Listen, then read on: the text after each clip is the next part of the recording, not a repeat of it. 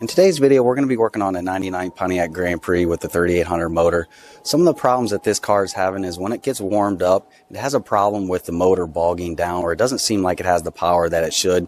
In addition, the catalytic converter is glowing red hot. So I'm assuming this thing is probably running rich where it's dumping too much fuel in the engine. It's not able to burn it off, so it's going into the exhaust and making that get hot. But before we do anything here, first, I want to make sure that catalytic converter is not clogged. And the easiest way to do that is use one of these back pressure gauges.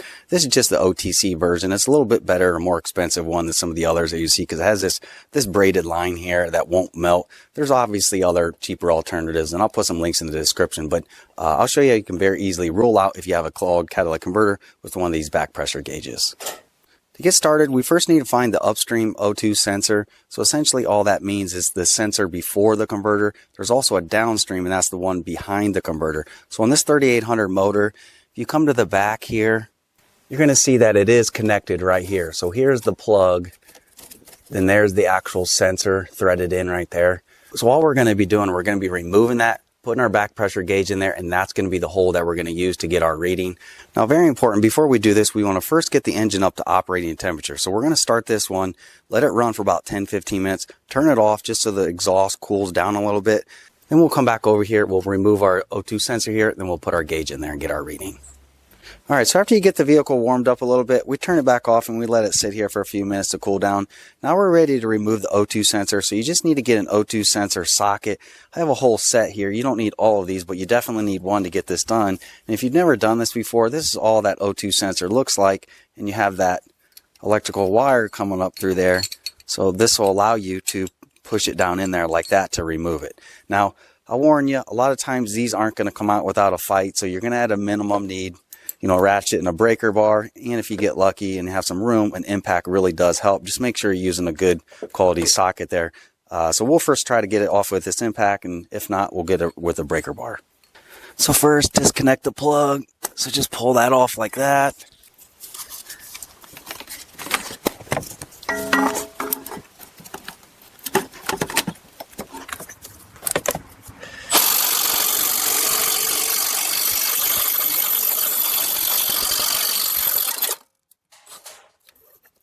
All right, so there we go. It came off all the way.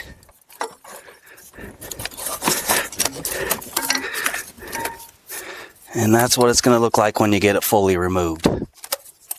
One comment here real quick, if yours didn't come off as easy as it did here with mine, and I did use a Milwaukee impact, so this does help.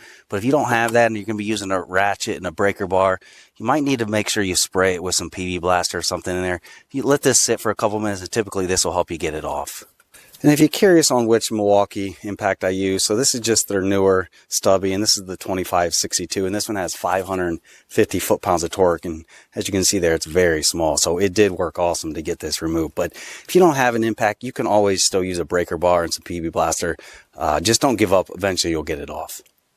All right, so now that we got that removed, as you can see there is our O2 sensor hole. So we'll take our gauge, we'll simply thread that in there, then we'll begin our test. Now, very important, you don't have to tighten this up very much. Just hand tighten it on there, just gently snug it up, then that should be good.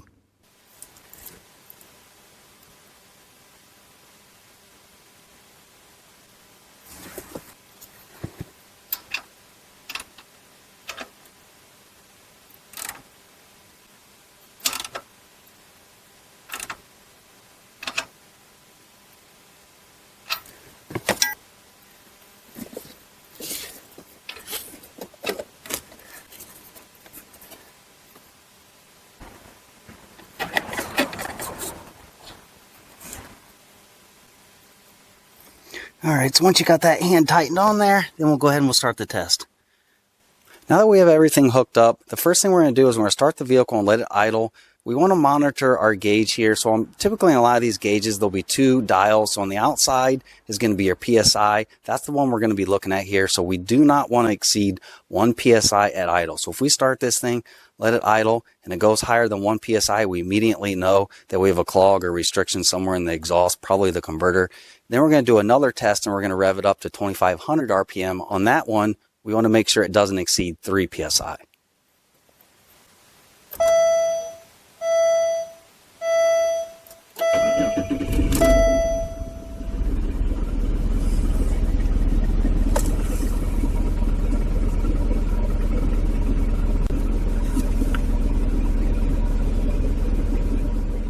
Okay, so there at idle, we can see that we're at about 0 there. It's at an angle, so it's probably a little bit more, but that looks fine. So we'll go ahead and we'll rev it up to 2,500 RPM.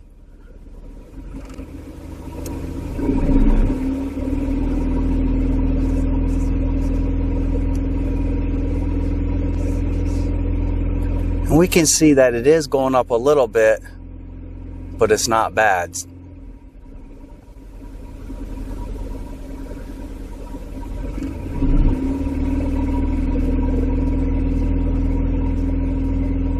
Alright, so as you saw there in that quick test, we did confirm that we don't have any restrictions in our exhaust. It was a little bit higher there, and it was at an angle, and you can see that our gauge is below 0 there. So if you're questioning if your gauge is working or not, all you have to do is, you know, obviously clean this off a little bit, and you can blow into the end of that and just make sure it moves that needle.